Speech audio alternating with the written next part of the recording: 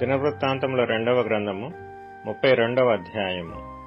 రాజు ఇట్టి నమ్మకమైన చర్య చూపిన తరువాత అష్షూరు రాజైన సన్హెరీబు వచ్చి యూదాదేశములో చొరబడి ప్రాకారపురముల ఎదుట దిగి వాటిని లోపర్చుకొనజూచెను.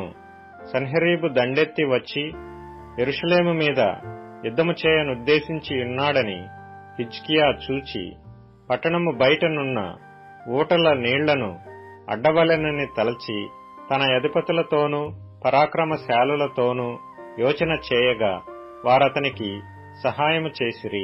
బహుజనులు పోగై అష్షూరు రాజులు రానేలా విస్తారమైన జలము వారికి దొరకనేలా అనుకొని ఊటలన్నిటినీ దేశ మధ్యము గుండా పారుచున్న కాలువను అడ్డిరి. మరియు రాజు ధైర్యము తెచ్చుకొని పాడైన గోడ యావత్తు కట్టించి గోపురముల వరకు దానిని ఎత్తు చేయించి బయట మరియొక గోడను కట్టించి దావీదు పట్టణములో మిల్లో దుర్గమును బాగు చేయించెను. మరియు ఈటెలను డాళ్లను విస్తారముగా చేయించెను. జనుల మీద సైన్యాధిపతులను నియమించి పట్టణపు గుమ్మములకు పోవు రాజవీధిలోనికి వారిని తన యొద్దకు రప్పించి వారిని ఈలాగు హెచ్చరిక చేసెను. మీరు దిగులు పడకుడి, ధైర్యము విడువకుడి. అష్షూరు రాజుకైనను అతనితో కూడానున్న సైన్యమంతటికైనను మీరు భయపడవద్దు, విస్మయమొందవద్దు. అతనికి కలిగియున్న సహాయము కంటే ఎక్కువ సహాయము మనకు కలదు.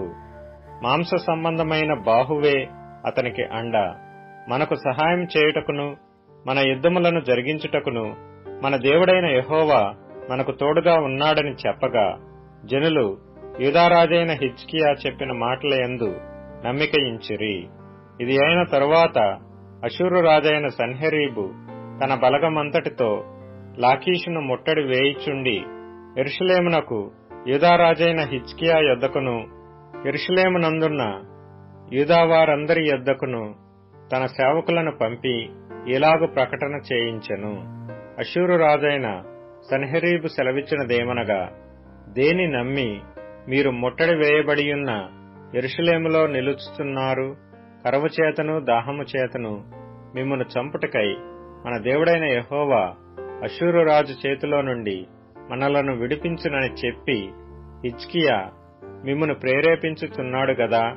ఆ హిజ్కియా మీరు ఒక్క బలిపీఠము ఎదుట నమస్కరించి దానిమీద ధూపము వేయవలెనని యూదావారికిని యెరూషలేము వారికిని ఆజ్ఞ ఇచ్చి యెహోవా ఉన్నత స్థలములను బలిపీఠములను తీసివేసినవాడు కాడా?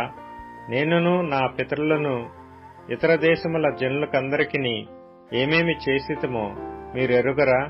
ఆ దేశ జనుల దేవతలు వారి దేశములను నా చేతిలో నుండి ఏ మాత్రమైనను రక్షింపచాలియుండెనా?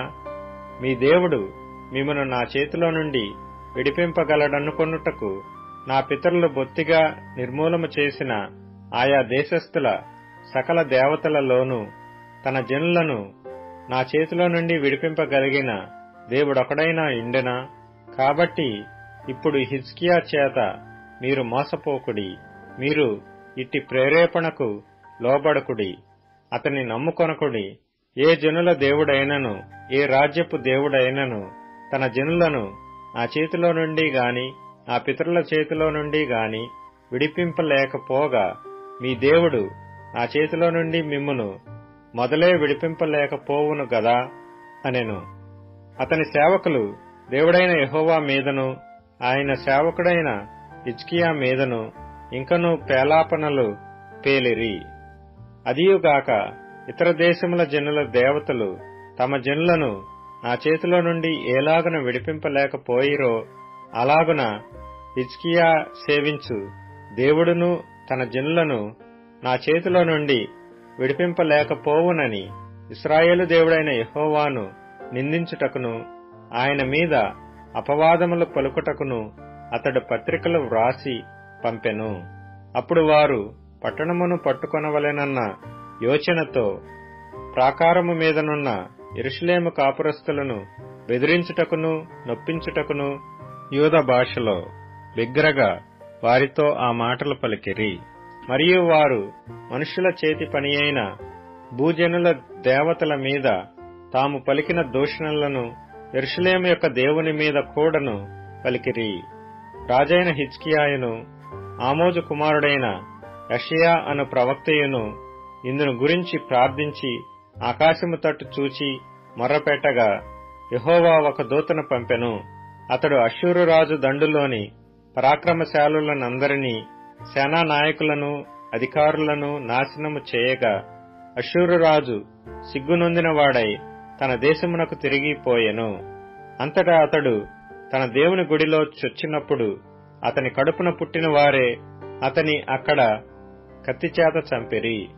ఈ ప్రకారము యెహోవా హిజ్కియాను యెరూషలేము కాపురస్తులను అష్షూరు రాజైన సన్హెరీబు చేతిలో నుండి అందరి చేతిలో నుండి రక్షించి అన్ని వైపులను వారిని కాపాడినందున అనేకులు యెరూషలేములో యెహోవాకు అర్పణలను యూదారాజైన హిజ్కియాకు కానుకలను తెచ్చి ఇచ్చిరి.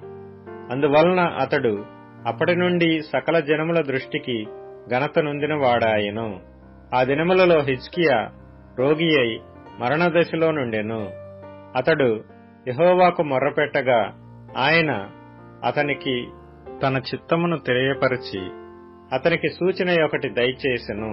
అయితే హిజ్కియా మనసున గర్వించి తనకు చేయబడిన మేలుకు తగినట్లు ప్రవర్తింపనందున అతని మీదికిని యూదా యెరూషలేముల వారి మీదికిని కోపము రాగా హిజ్కియా హృదయ గర్వము విడిచి తానును యెరూషలేము కాపురస్తులను తమను తాము తగ్గించుకొనిరి గనుక హిజ్కియా దినములలో యెహోవా కోపము జనుల మీదికి రాలేదు.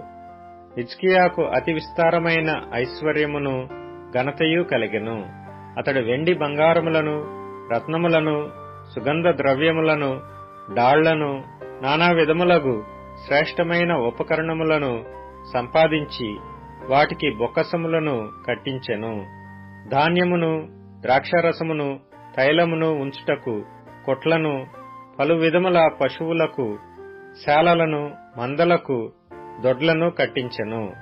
మరియు దేవుడు అతనికి అతి విస్తారమైన కలిమి దయచేసినందున పట్టణములను విస్తారమైన గొర్రెల మందలను పశుల మందలను అతడు సంపాదించెను. ఈ హిజ్కియా గీహోను కాలువకు ఎగువను కట్ట వేయించి దావీదు పట్టణపు పడమటి వైపునకు దాని తెప్పించెను.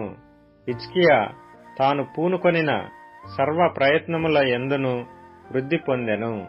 అతని దేశము ఆశ్చర్యముగా వృద్ధి నొందుటను గూర్చి విచారించి తెలుసుకొనుటకై బబులోను అధిపతులు అతని యొద్దకు పంపిన రాయబారుల విషయములో అతని శోధించి అతని హృదయములోని ఉద్దేశమంతయు తెలుసుకొనవలెనని దేవుడు అతని విడిచిపెట్టెను.